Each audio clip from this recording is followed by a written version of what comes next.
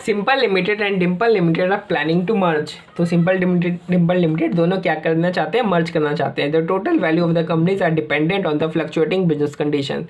और किस वक्त ये मर्ज करेंगे, उस वक्त जो मर्ज एंटिटी की जो वैल्यू होगी वो डिपेंड करेगी कि किस वक्त वो मर्ज करते हैं। मतलब हाई ग्रोथ वाली बिजनेस कंडीशन में मर्ज करते हैं कि मीडियम ग्रोथ वाली कंडीशन में मर्ज करते हैं कि स्लो ग्रोथ वाली कंडीशन में मर्ज करते हैं। तो जो मर्ज एंटिटी की जो टोटल वैल्यू है किस पे डिपेंड करेगी, बिजनेस कंडीशन पे डिपेंड करेगी।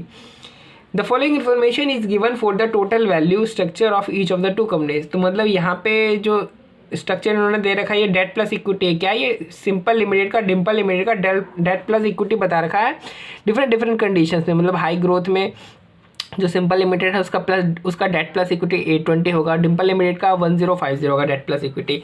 इसी तरीके से मीडियम ग्रोथ और स्लो ग्रोथ का दे रखा है। लेकिन ये बिजनेस कंडीशन होने की प्रोबेबिलिटी दे रखी है कि 20% चांस है कि हाई ग्रोथ होगा, 60% चांस है कि मीडियम ग्रोथ होगा, स्लो ग्रोथ होने का 20% चांस है। ठीक है, तो अगर मर्ज एंटिटी की वैल्यू क्या होगी, तो देखो सिंपल का डेट और इक्विटी और डिम्पल का डेट इक्विटी, इन दोनों को प्लस कर दो तो मर्ज एंटिटी का डेट और इक्विटी आपको पता चल जाएगा।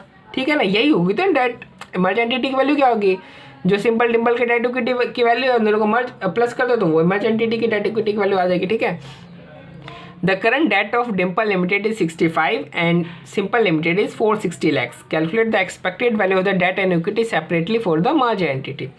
कह रहा है कि जो डिम्पल लिमिटेड है उसका अभी जो डेट है वो 65 लाख का है और जो सिंपल लिमिटेड है उसका डेट 460 लाख का है। ठीक है, अब देखो चाहे बिजनेस कंडीशन में हाई ग्रोथ हो, चाहे मीडियम ग्रोथ हो, चाहे स्लो ग्रोथ हो, डेट की कभी आपने सुनी है कि वैल्यू चेंज हो गई हो?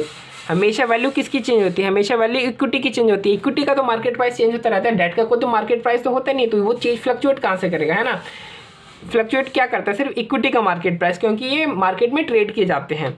ठीक है, तो यहाँ पे हमने सिंपल लिमिटेड लगा दिया, यहाँ पे हमने डिम्पल लिमिटेड लगा दिया, growth rate high medium slow लगा दी, प्रोबेबिलिटी इन सब की हमने लिख दी। तो ये चीज़ तो सेम ही है दोनों में। ठीक है, हाँ सिंपल का टोटल डेट प्लस इक्विटी कितना 820, हाई वाले में 820 रहेगा, मीडियम वाले में 550 रहेगा, स्लो वाले में 410 रहेगा। और डिम्पल का हाई में 1050, मीडियम में 825 और स्लो में 590 रहेगा। ठीक है,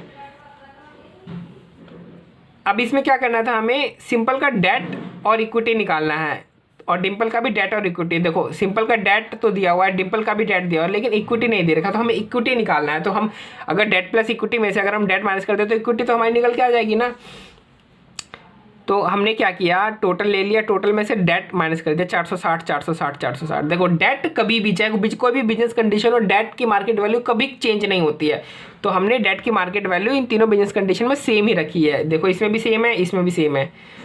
फिर देखो इसमें से फिर हमने टोटल में से डेट माइनस कर दिया तो हमारा इक्विटी आ गया, माइनस कर दिया तो क्या आ गया, इक्विटी आ गया। देखो इक्विटी की वैल्यू हाई में चेंज हो रही है, मीडियम में चेंज हो रही है और स्लो में, तीनों में चेंज हो रही है ना। इसकी भी, डिम्पल की भी चेंज हो रही है।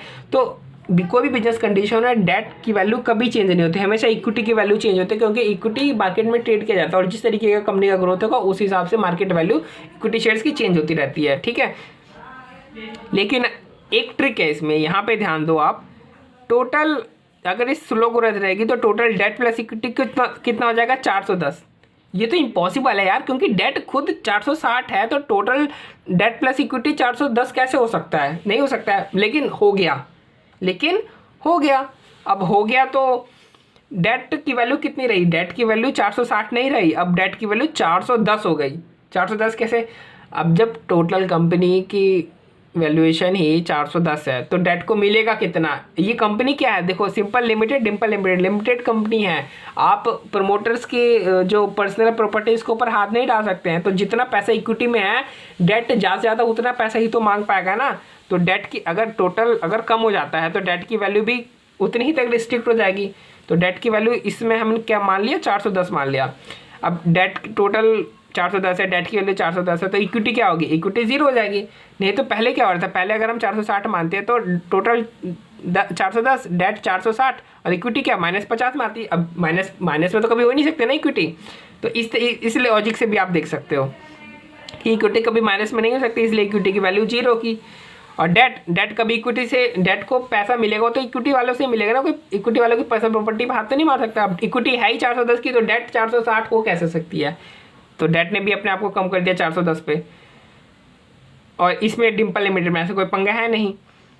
अब डेट आ गई और इक्विटी आ गई अलग अलग ग्रोथ में, इधर की भी डेट इक्विटी आ गई अलग अलग बिजनेस कंडीशन में आ गई। अब क्या करो, इनकी प्रोबेबिलिटी से इनको इंटू कर दो, एक बार डेट को इंटू करो, एक बार इंटू करो। तो प्रोबेबिलिटी से डेट को 460 की प्रोबेबिलिटी 0.20, 460 की प्रोबेबिलिटी 0.60, मतलब इंटू 460 फिर इंटू 410 करोगे तो टोटल जो डेट की वैल्यू आपकी आ जाएगी वो 450 आ जाएगी। इसी तरीके से इक्विटी कर दो 0.20 इंटू 360, 0.60 इंटू 90, 0.20 इंटू 0। तो इस तरीके से डेट की वैल्यू इक्विटी की वैल्यू 126 आ जाएगी। इसी तरीके से आप इसमें कर देना, प्रोबेबिलिटी को डेट से एक बार इंटू कर देना, टोटल कर देना, फिर प्रोबेबिलिटी को इक्विटी से इंटू करके टोटल कर देना। अब देखो डेट आ रहा है इसमें 450 का, सिंपल में, डिम्पल में 65 का। तो यानी जो मर्ज एंटिटी होगी उसका डेट क्या होगा, उसका डेट 450 प्लस 65 होगा।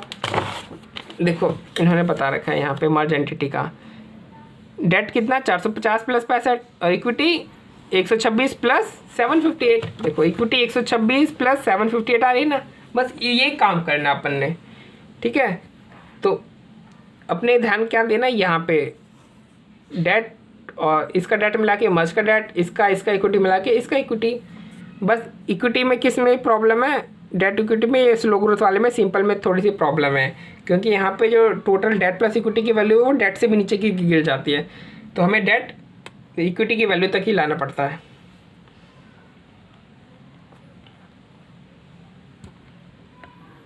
बाकी मैं तो ये कहूँगा कि आपको ये फॉर्मेट इंस्टीट्यूट का याद रख लेना, क्योंकि नंबर क्या पता काट ले अगर आप मेरे फॉर्मेट से करो। तो फॉर्मेट ये ध्यान रख लेना, कॉन्सेप्ट मेरा वाला आपको अच्छे से समझाने के लिए कॉन्सेप्ट वाला फॉर्मेट मैंने बनाया था।